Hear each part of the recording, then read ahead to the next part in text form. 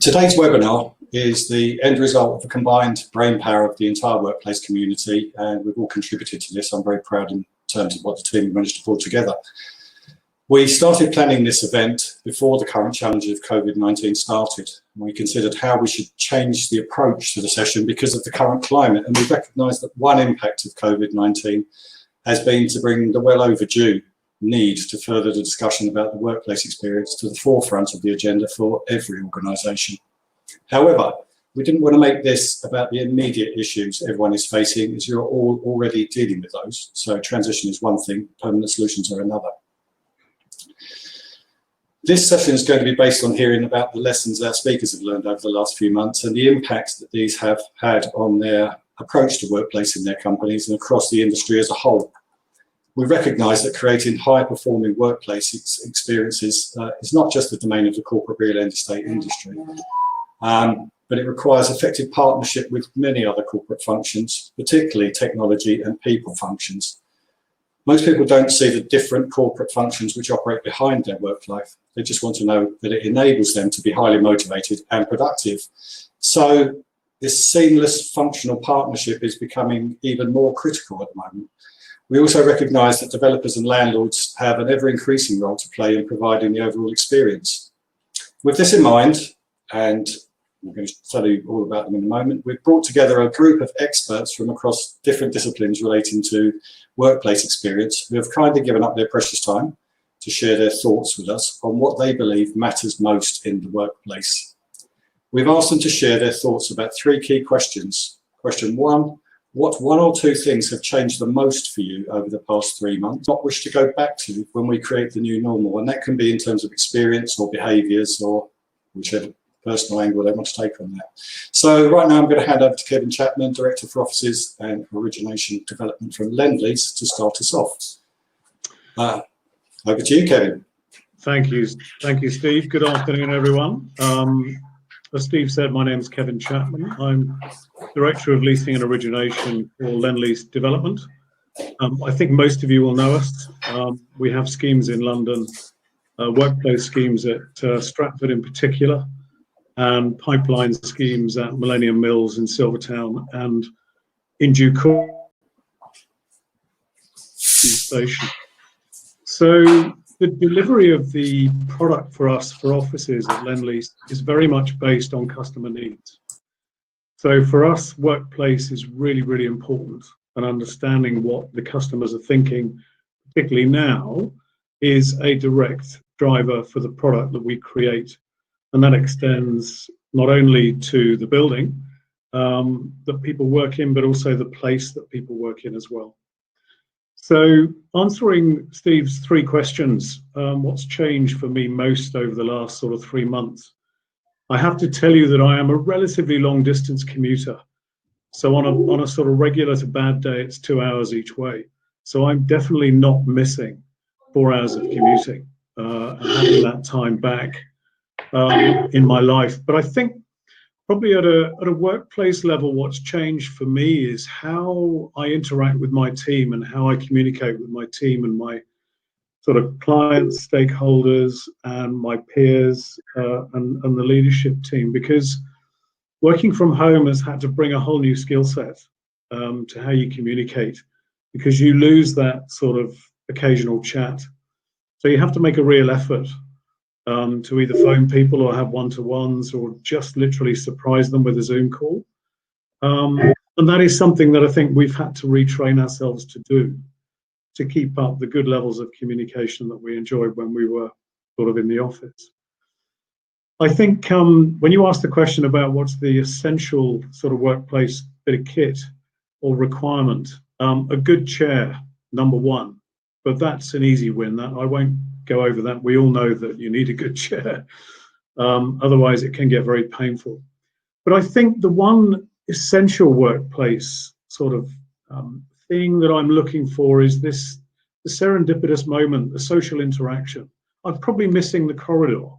Did I say that? Am I missing the corridor? Yeah, I'm missing the corridor. So I'm missing that ability just to catch people, to get a view on what's going on, to talk to them outside the room about what they really think about that meeting that we've just held. So I think this ability to have social interaction in the corridor, or the many workplace sort of reinventions of the corridor, the coffee shop, the cooler, that's what I'm missing most. And I think probably associated to that is the place that I work. So, and I'm fortunate that I live sort of in a village in the country, so it's nice and quiet. However, I miss being able to go and get a burrito for lunch. I miss being out to be able to get a different coffee. So I think what that's telling me is the importance of place as well as the workplace in terms of where I work. So what I don't want to go back to, that's easy. So I don't want to go back to a 5-day commute. End of, that's not for me. But again, that's probably the easy answer. I think I'm hoping that once we get back, all of this previous stigma around working from home is gone, that there'll be much greater acceptance in the workplace that it doesn't matter where you are. So therefore, what I think we've got to make sure we don't go back to is sort of poor technology, because we need technology to make, VCs work when you've got 2 people at home, 2 people in the room, and 2 people maybe on their phones walking through Euston. And I have to say at Lendlease, we're lucky. We have good technology. It's my home that's probably at greater risk. But I'm hoping that throughout the business, we can, our peers and our stakeholders and partners will have the same level of technology so that we can keep up this good level of communication. So Steve, there are my answers to your questions. Thank you very much. Just to pick up on the points that you've made there, it's very interesting. The communication with clients and not being able to have that sort of face-to-face interaction in the same way that you had, and also with your stakeholders and peers. I think we'd all agree with you on the essential nature of a good chair. That's probably one of the most tested things at the moment. And the dining chair doesn't cut it for 7 hours a day, does it? The incidental meetings in the corridor and really rearranging work patterns to avoid the 5-day commute, supported by technology, which some very good points in there, very well made. Thank you very much. We'll come back to you on the debate. And moving on, we have Brian Crockford coming up next. And Brian, if you'd like to give us your thoughts, and we should all listen attentively. Thank you. Yeah, absolutely. Thanks very much for that introduction, and hello to everyone. So I'm Brian Crockford. I lead the IFM Integrated Facility Management function at Microsoft, a technology company, of course, probably needs no introduction. I've worked for Microsoft now for around about 13, 14 years. First off based in Asia, in Hong Kong, and then spent a period at the corporate headquarters in Seattle in the Pacific Northwest of America, before relocating exactly 2 years ago today, actually. So a little celebration a little bit later on. So, thinking about, sorry, and I should add that my remit at the moment is IFM covering the portfolio of Microsoft within EMEA and within Asia. So when I think about the things that have changed for me personally in the past 3 months, it's almost actually very little. My position has always been a work from home role, as too has that of my team. Now, we operate a highly leveraged model on our outsourced providers. So the team that I have reporting directly to me in terms of Microsoft full-time employees numbers 6 as a full complement, 3 within Asia and 3 within Europe. And for each of them looking after their respective portfolios, again, they've largely been home-based anyway, although like myself, we would gravitate to an office. In my case, it would be occasionally I would go into our London Paddington office, but more particularly, I'd find myself perhaps looking at my agenda, thinking, right, okay, in 2 weeks' time, I'm off to Beijing, Singapore, or to the US, or somewhere like Paris. So the biggest change really has been around that from a personal perspective, not having that travel. And I'd even go so far as saying not having the fun of a commute to look forward to. I have to say, I used to enjoy my commute, but I would go after 9 o'clock, grab myself a nice cup of tea and enjoy the train ride in whilst I thought about the day ahead. But I appreciate that's not the average experience. But if we think about our business as a whole, and particularly from a workplace perspective and what our teams have been doing, from an IFM perspective, I'd say that, really what we've had to do now is to start to think about rethinking the whole of the employee journey, the whole employee experience from arrival to departure, and particularly in the short term and perhaps, for the next 3 months onwards, how we can give our employees the confidence to return to the office and feel safe and secure. And I think we've all probably been considering that to a very large degree. But of course, that whole experience sometimes is affected by factors outside of our control. So transportation perspective, how are we going to think about that? And how are we going to help our employees feel safe on their journeys in? Then, of course, when employees ultimately arrive back into our offices, and the majority of our offices have not yet gone live. A couple have in Europe, but on a very limited basis in terms of having employees back to the office. We're looking at health, and I've got to be careful how I say this, health attestations. So we've developed an app where we will ask everybody coming into our office to attest that they are fit and well. Of course, I think we've all been looking at how we can ensure that the premises themselves are a lot cleaner, and we can improve confidence levels there, whether that's by providing desk sanitizers and increasing cleaning frequencies.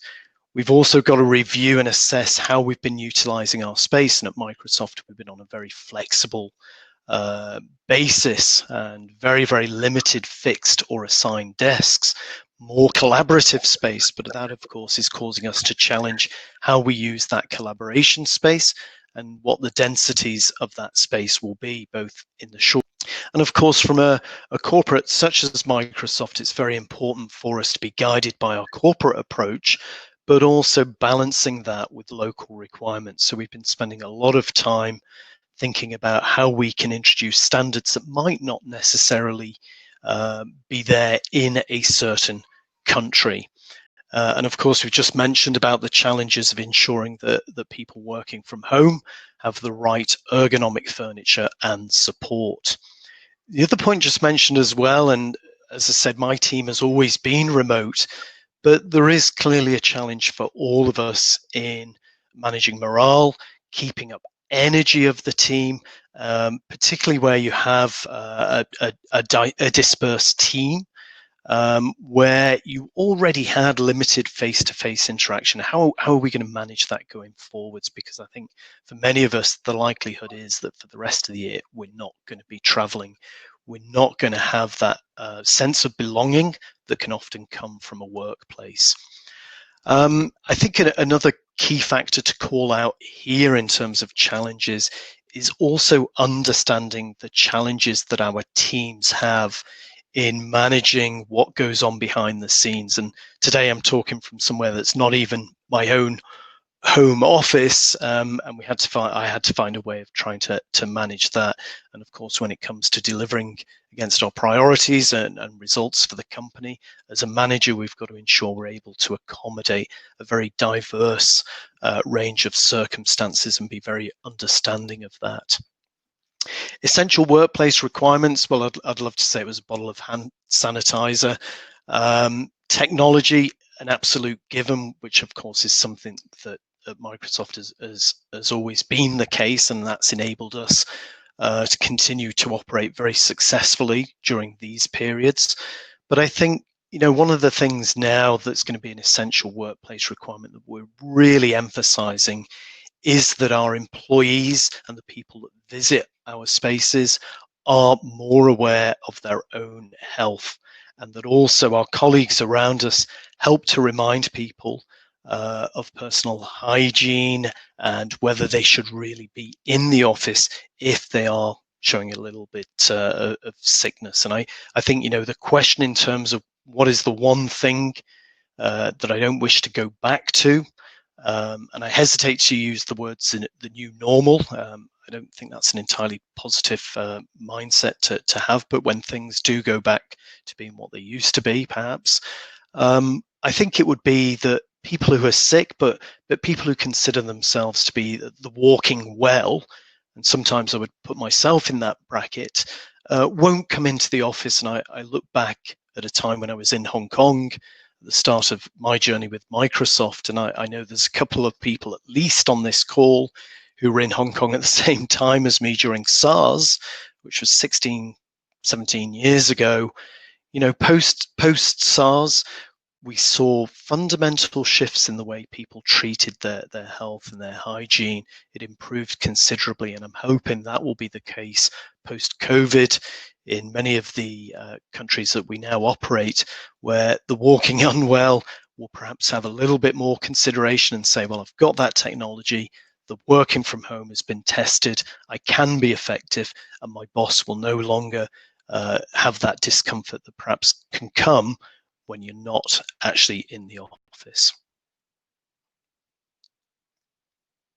Thank you very much indeed for those thoughts, Brian, and picking up again on some of the areas that I think you're probably one of the people who's enjoyed the commute more than most of us, maybe.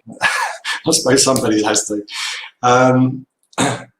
I think rethinking the whole employee experience and how that translates into both the transition period, which is spoken about now, the transition measures, and then taking the longer term points out of that are interesting factors. And also, particularly, and it's one of my own thoughts, is about rebalancing the cost per square foot of your office space as opposed to use per square foot. And maybe we're about to see some new metrics and dynamics coming out around that, I think, as people actually get to grips with the topic. Of course, technology, you're always going to mention technology. I have to say, if it wasn't for the technology of your firm, we probably wouldn't be doing half the meetings that we're doing at the moment. So I think we're all grateful for that. But I also agree with your philosophy about not going back to work as the wounded soldier and spreading that around and spreading the love with everyone else. So good thoughts, well made. To our audience that's listening today, please do post your questions.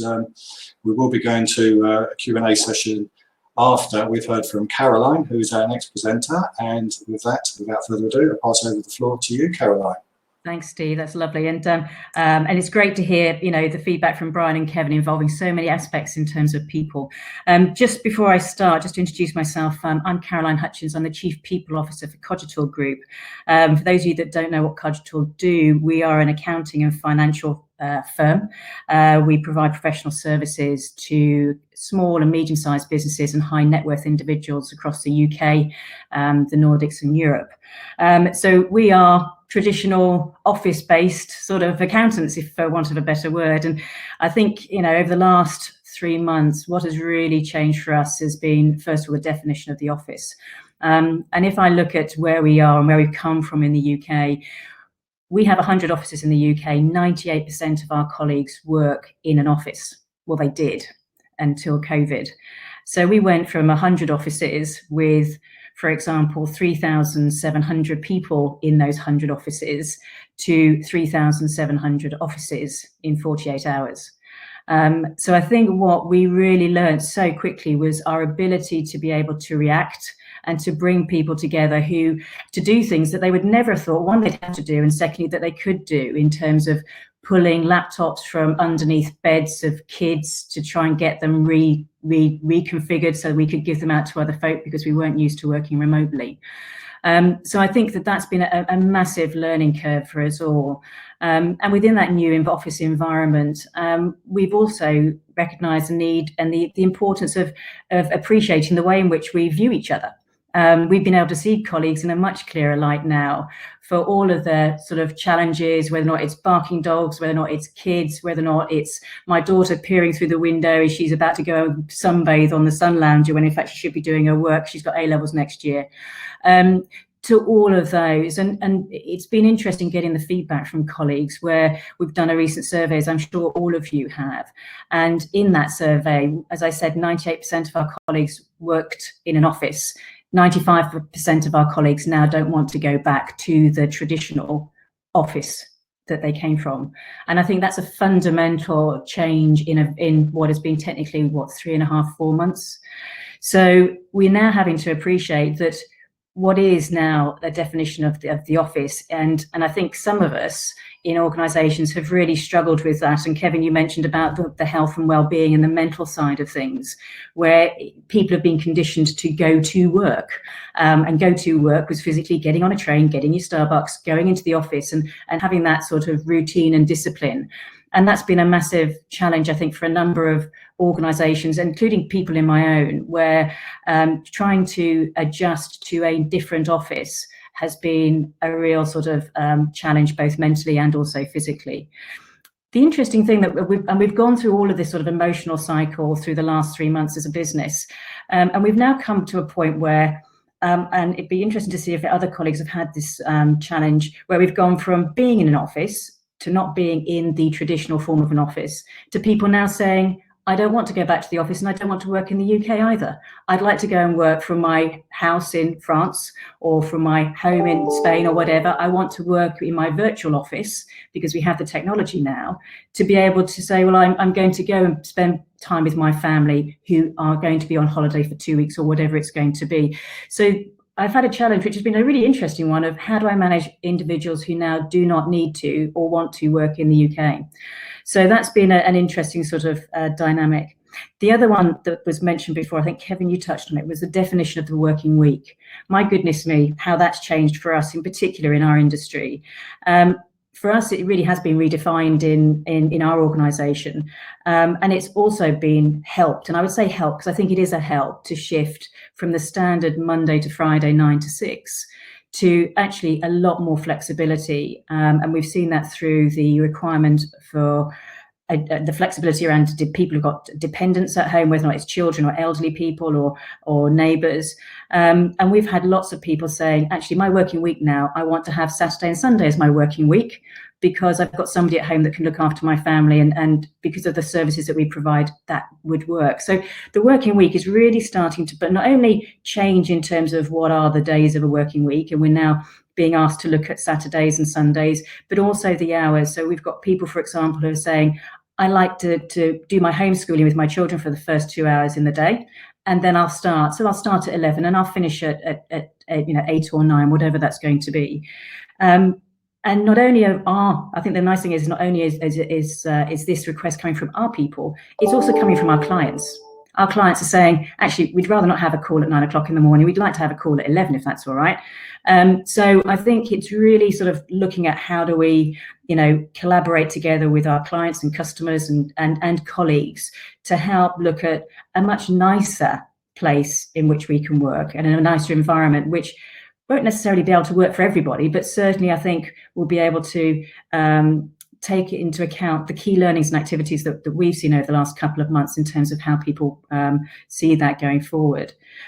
If we look at, what can we do to help us do that, and the one essential workplace requirement, I know we've got technology, and I would also say super fast broadband and not too many people on iPads and iPhones and that sort of thing. But I think one thing really stands out for us, and I was talking to some of our team before I came on the call today, and they said team working. And I think, Brian, you picked on that as well. You touched on that when you were saying about the number of team activities. We have people in our firm who would probably have a team meeting maybe once a week, maybe once every 2 weeks or once a month. They're now having team meetings every day.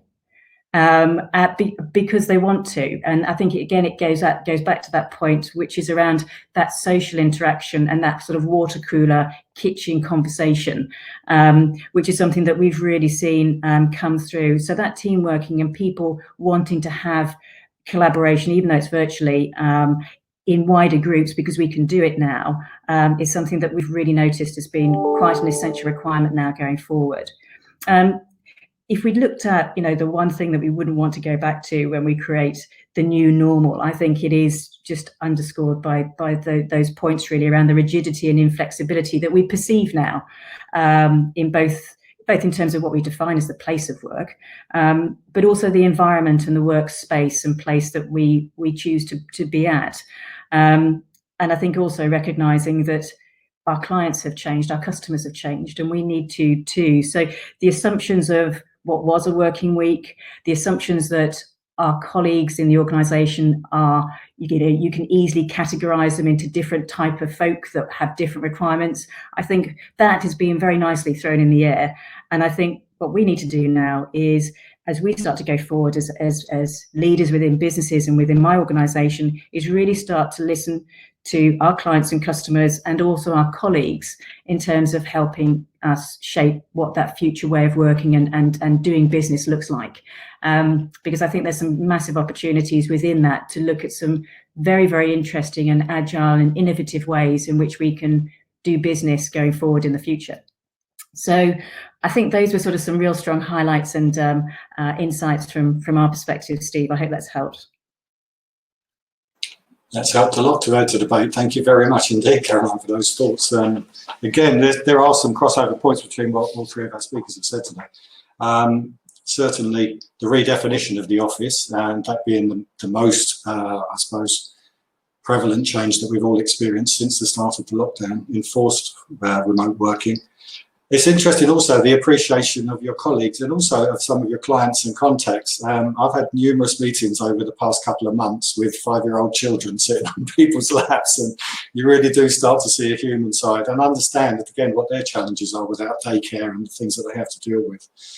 I think, again, picking up on the point that some people will want to redefine their office on their return, what the office is actually for them really does pick up on the last point that you made about not going back to rigidity, and it is listening to those conversations. I think it is an essential part of what we do going forward, is to listen and engage and bring forward the experiences of people, because everyone has a personal take on this, don't they? Whether, you know, everyone is engaged and everyone has a stake. The bandwidth isn't so good, but flexing the hours and the other bits and pieces to get in with all of that and how that work is good.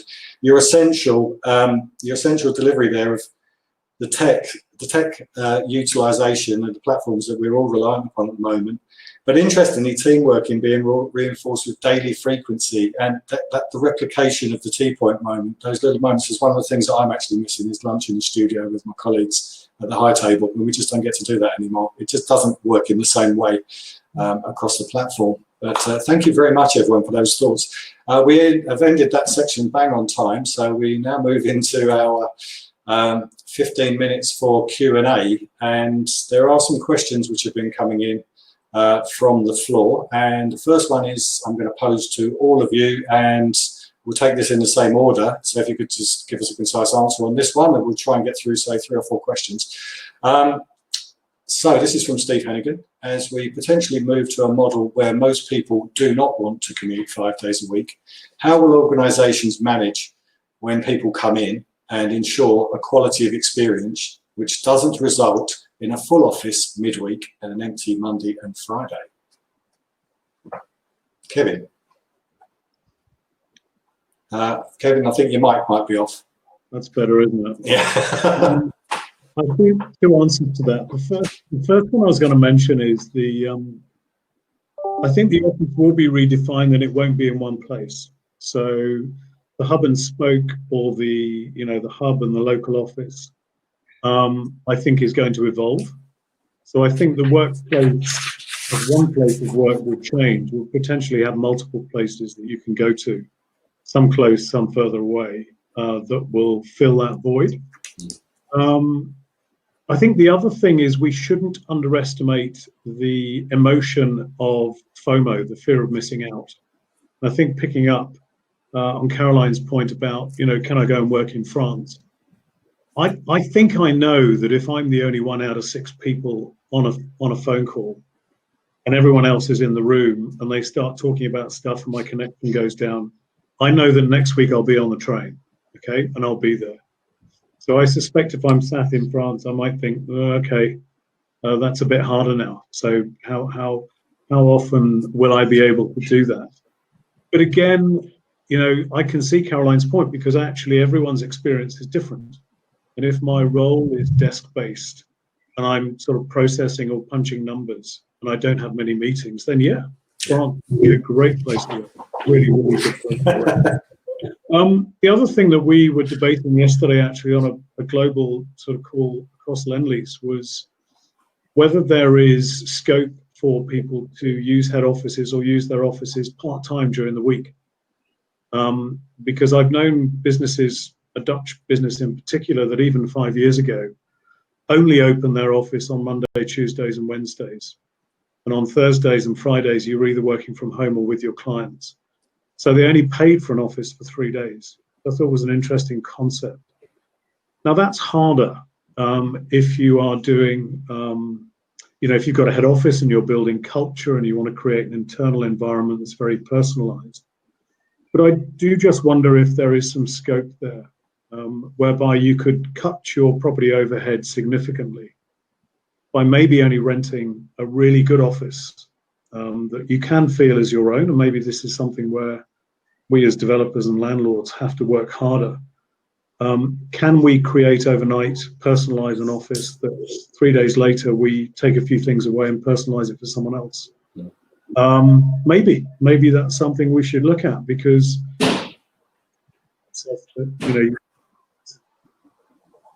but you only have to open it 3 days a week, Wednesday, Thursday, Friday, and I'll only charge you for half a week.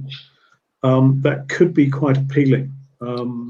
So I think there's, this is the good thing about this experience, that we're all thinking a bit broader and a bit wider and a bit going to the edge and having a peer over. So I think there's some really great things to debate, in the next few months. But to answer the question, I think there are a number of routes to solve that problem. Thank you very much, Kevin. Brian, let's move on with your thoughts. Yeah, I think, when I look at the Microsoft portfolio over a very large geography, we have many varying sizes of offices. So I think it will cause us to re-examine some of them, particularly in the smaller locations. But I think when we look at the size and we consider some of the larger offices, and maybe if we think about the corporate headquarters in Seattle, I'd say we were already used to seeing those kind of flows where the offices might be actually pretty empty on a Monday morning and Friday afternoons in particular. And I think what it would actually prompt us to do is just consider the collaboration space that we've got, because if we do see people perhaps getting a little bit more densely packed and demand for the collaboration spaces going up, but at the same time the utilization going down, I think we're going to end up looking at building out more collaboration space, because we might see that shift of people saying remote working very easy for the majority of us. We'll go into the office at certain times, and you might just see, a sort of a condensing of that effect that will cause us to build out more space. But as a corporate, we're not looking at a decrease in our footprint on a global basis.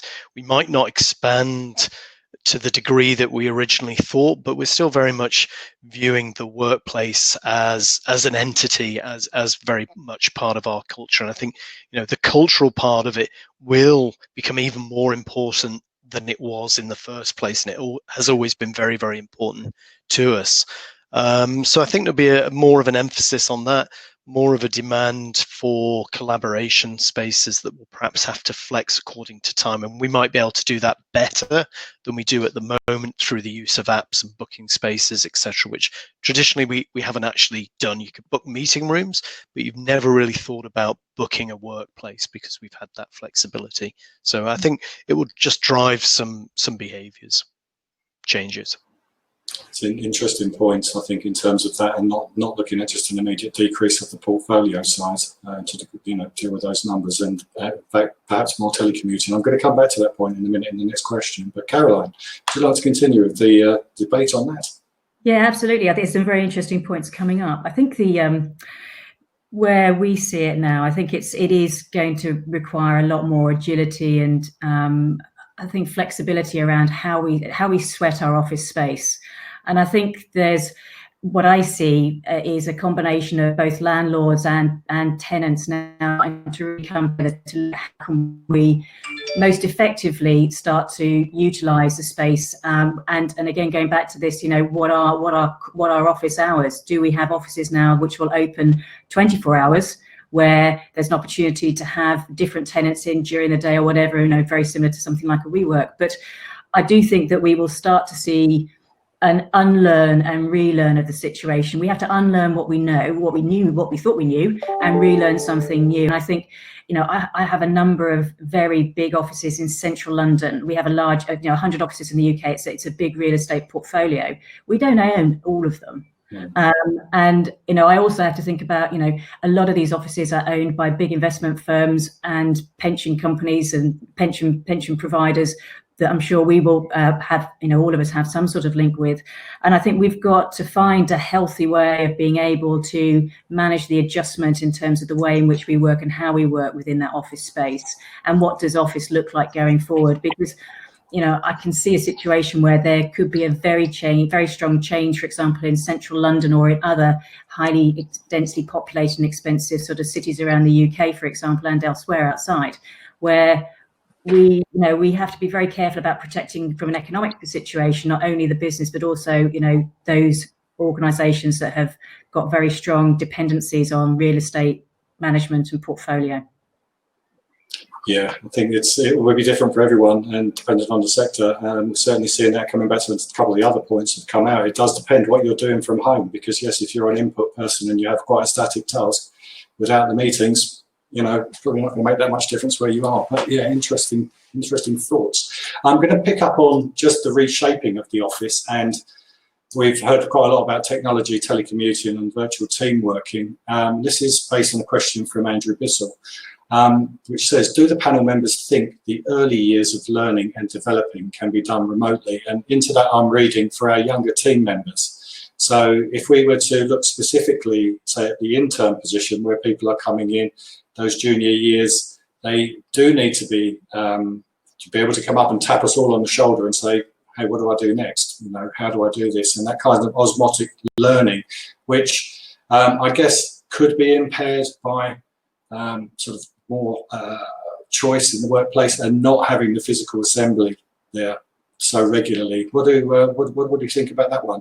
Kevin, I'm going to come back to you first. No problem.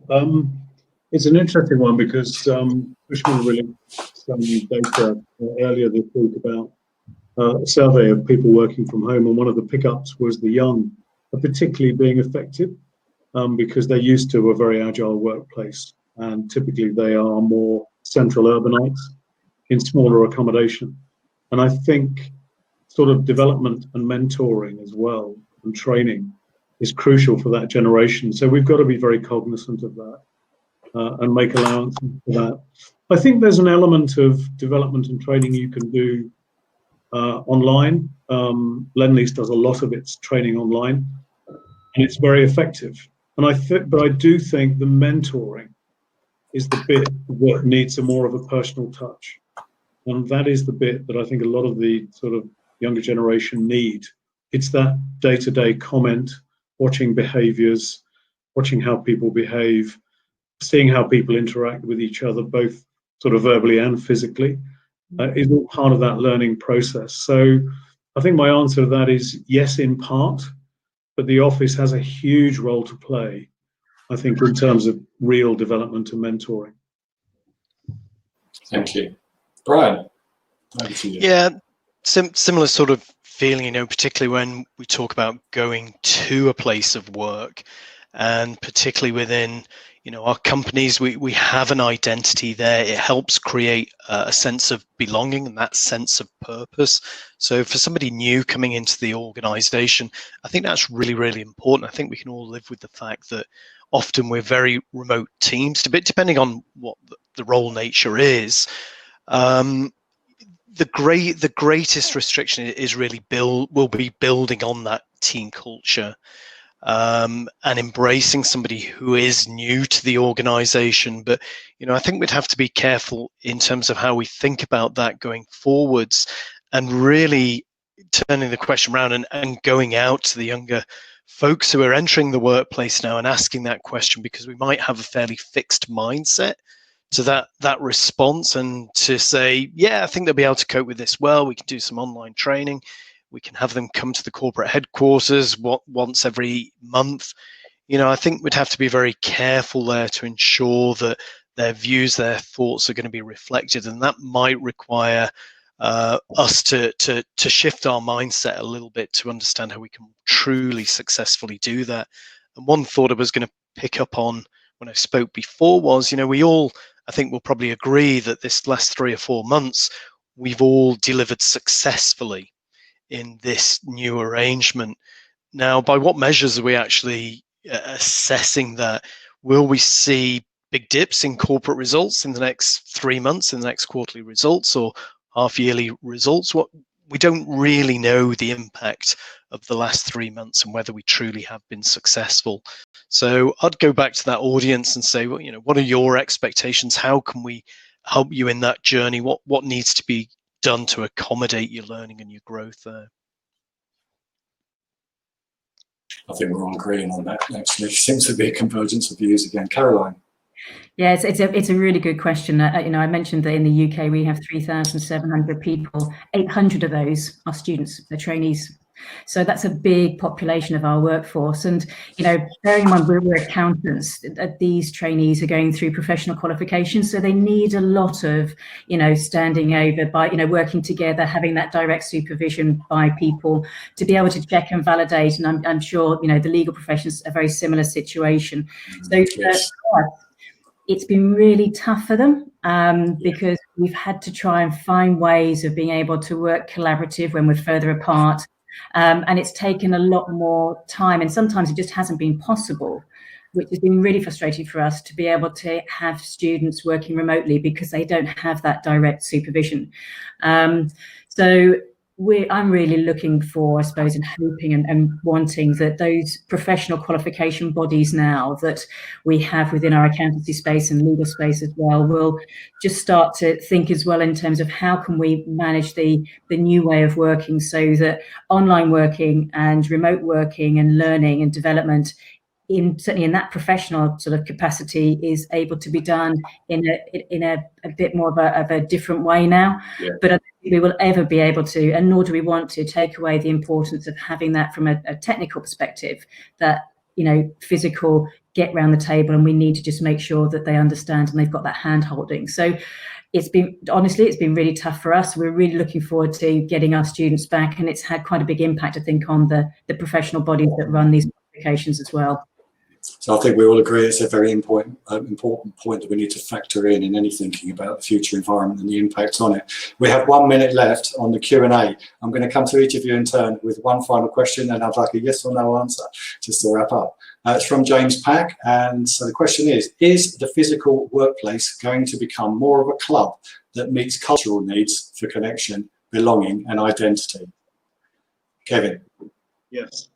Thank you. Brian? No change, yes. Thank you. Caroline, final word. Yeses. Okay, marvellous. We all concur on that point. So I think we're going to see some fundamental shift. That wraps us up for today, everyone. Thanks to everyone who's tuned in. Particular thanks to Kevin Chapman, Brian Crockford and Caroline Hutchins for joining us and providing us and sharing their thoughts with us. Thanks also behind the scenes to Kathy Hayward, who you can't see today, but Kathy's been keeping things running. Thanks also to Stuart Cranner, who was going to host for you, but unfortunately wasn't able to make the physical connection. I hope you'll join us all again. I'm afraid I don't have the slide in front of me that tells me all the next upcoming events, but please do check in on the Cornet UK chapter website, where you'll find everything else that we're putting on for you over the summer. Thanks again for listening, and goodbye for now.